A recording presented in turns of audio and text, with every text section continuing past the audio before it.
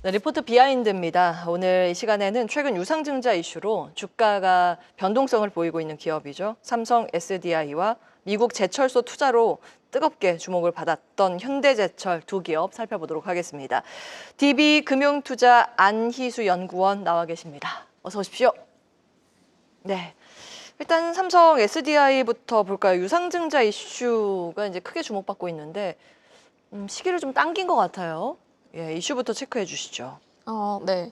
일단 기존의 SDI는 기존에 이제 투자 계획이 있던 상황이고요. 뭐 전고체 전지를 이제 27년까지 양산을 하겠다. 그리고 또 뭐 헝가리나 미국에 또 추가적인 투자가 필요한 상황이었습니다. 그런데 이제 내부적인 재무 비율 타겟도 있고 또 지금 앞으로는 양호한 수준의 세전 이익이 좀 지속적으로 창출이 되기에는 어려운 업황을 지나고 있기 때문에 차익보다는 유상증자를 선택했다라고 지금 해석이 되는 상황입니다. 그걸 어떻게 조달하는지도 좀 궁금하고 그 조달 자금은 어디에 쓸 것인지가 가장 핵심이잖아요. 그 부분도 정리해 주시죠. 네, 일단 이번 유상증자 규모는 약 2조 원 정도의 수준인데요. 일단 크게 세 가지 용도로 사용될 예정입니다. 일단 첫 번째는 미국의 GM과 JV 공장 투자 자금으로 한 절반 정도가 쓰이고요. 그리고 그 밖에는 이제 유럽 헝가리 공장에 사륙파이와 LFP 라인을 이제 새로 깔게 됩니다. 그리고 이제 마지막으로는 국내 투자자들 이제 관심도가 높았던 전고체 마더라인 투자를 국내 울산 공장에 좀 진행을 하는 데 쓸 예정입니다. 사실 아직까지 전기차 같은 경우에는 캐즘이라고 표현이 되잖아요. 그 업황 자체가 크게 살아나지는 못하고 있는데 이렇게 선제적으로 투자를 계획한 이유가 따로 있을까요? 네, 일단 좀 부분별로 말씀을 드리면 헝가리 공장의 사륙파이와 LFP 배터리 투자 같은 경우에는 지금 글로벌 OEM사들이 모두 채택을 늘리고 있는 폼팩터와 케미스트리라고 보시면 되겠습니다. 특히 LFP 같은 경우에는 최근에 ESS 전기차뿐만 아니라 ESS 쪽에서 대부분 채택이 되고 있기 때문에 이 삼성 SDI가 ESS 시장에서의 점유율도 좀 지켜나가려면 반드시 필요했던 투자다라고 보시면 되겠고요. 그리고 전고체 배터리 같은 경우에는 에너지 밀도와 안전성 측면에서 일반적인 리튬이온 배터리보다 훨씬 뛰어난 성능을 가지고 있습니다. 그래서 자동차뿐만이 아니라 앞으로 항공이나 방위산업 쪽에서 좀 채택이 될 가능성도 굉장히 높고요. 그렇기 때문에 앞으로 이제 새롭게 펼쳐질 전방 산업이나 그리고 또 이 뛰어난 성능으로 인해서 프리미엄을 좀 누리려면은 선제적인 투자가 필요했다라고 보시면 되겠습니다. 예, 그 삼성 SDI 목표가를 29만 원으로 제시했습니다. 어떻게 산출된 수치인지 간략하게 좀 말씀 부탁드릴게요. 네, 일단 29만 원 목표 주가 같은 경우에는 지난 이전에 실적 추정을 할 때 그 실적 추정치 바탕으로 이제 이루어진 것이다라고 보시면 되겠고요. 일단 이게 유상증자 발표가 있었습니다. 근데 지금 신주 발행가가 아직 확정이 안 됐지만 예상 발행가 16만 9,200원 기준으로 희석 비율이 약 17% 정도로 지금 계산이 되는 상황입니다. 그렇기 때문에 이게 작지 않은 숫자이기 때문에 이제 신주 발행가가 확정이 되면은 목표 주가도 좀 수정이 필요하다라고 판단을 하고 있습니다. 앞으로 신주 발행가가 얼마로 나올지에 따라서 목표가는 수정 가능성이 있다라는 부분 여러분도 잘 기억을 해주시면 좋을 것 같고요. 자, 이번에 현대제철 보겠습니다. 미국 제철소에 투자한다고 발표는 했는데 일단 투자 내용부터 정리하고 넘어갈까요? 네, 일단 현대제철이 이제 미국의 제철소 투자를 발표를 했습니다. 미국에서 자동차 강판을 특화로 이제 생산을 하는 제철 일관미를 이제 발표를 한 건데요. 규모는 약 270만 톤 정도가 되겠고요.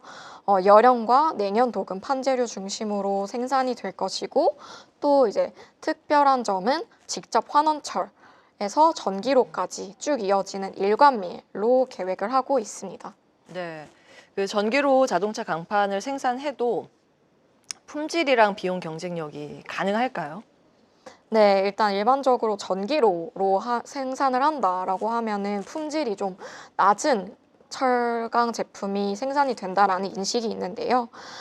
그런 것도 있고 또 이제 근데 이제 그걸로 고품질 강판을 만든다라고 했을 때 경쟁력이 있을까에 대한 좀 투자자들의 의문이 있었던 상황입니다.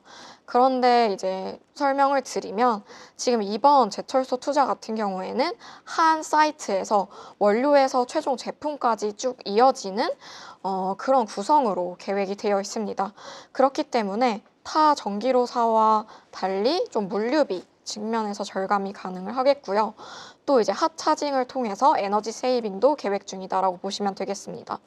그리고 이제 이번 제철소 같은 경우에는 직접 환원철을 통해서 탄소 저감도 계획을 하고 있는데 저탄소 고품질 강판의 경우에는 유럽의 CBAM 그리고 미국의 탄소세 도입 계획을 고려를 해보았을 때 이제 앞으로 꾸준히 저탄소 고품질 강판에 대한 수요가 늘어난다라고 저희가 예상을 하고 있습니다. 그렇기 때문에 가격 프리미엄도 고려를 해본다면 좀 수익성이 보전이 되겠다라고 보시면 되고 현대제철은 이제 전기로에서 꾸준히 이제 자동차 강판이 나올 수 있는 그런 스펙의 제품을 생산 개발하는 데 성공을 해온 이력이 있는 상황입니다. 예, 유튜브 채팅창에 이걸 굉장히 좋은 비유로 해주셨네요. 가마솥이랑 냄비의 차이. 예, 약간 다소 품질이 떨어질 거라는 우려감이 있지만 전기로에 대해서 뭐 물류비도 줄일 수 있고 여러 가지 강점이 있다라는 부분까지 체크해 주셨습니다. 그럼 기존의 국내 생산 설비와 시너지 기대 효과는 어떻게 볼 수 있을까요?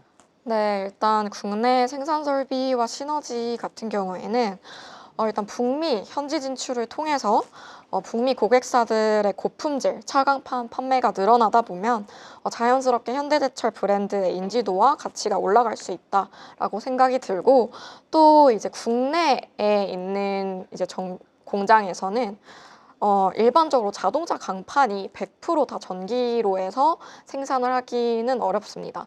정말 이제 외판 용재로 더욱더 높은 스펙을 요구하는 강판 같은 경우에는 국내에서 또 국내의 고로 설비에서도 생산이 필요할 텐데 이런 경우 이제 같이 또 보완해서 생산 판매를 할 수 있는 그런 시너지가 기대가 되는 상황입니다. 예. 뭐 긍정적인 부분들, 뭐 미래 가치에 대한 분석들 체크해 봤는데 이제 문제는 투자의 관점에서는 주가의 반응입니다. 근데 주가의 반응이 굉장히 냉담하고 좀 차가운 상황이거든요. 어디에서 기인했다고 보시는 건지요?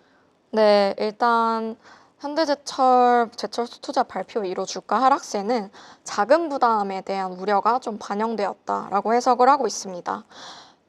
이제 58억 달러 규모, 한화로 약 8.5조 원의 투자금이 예상이 되는데요.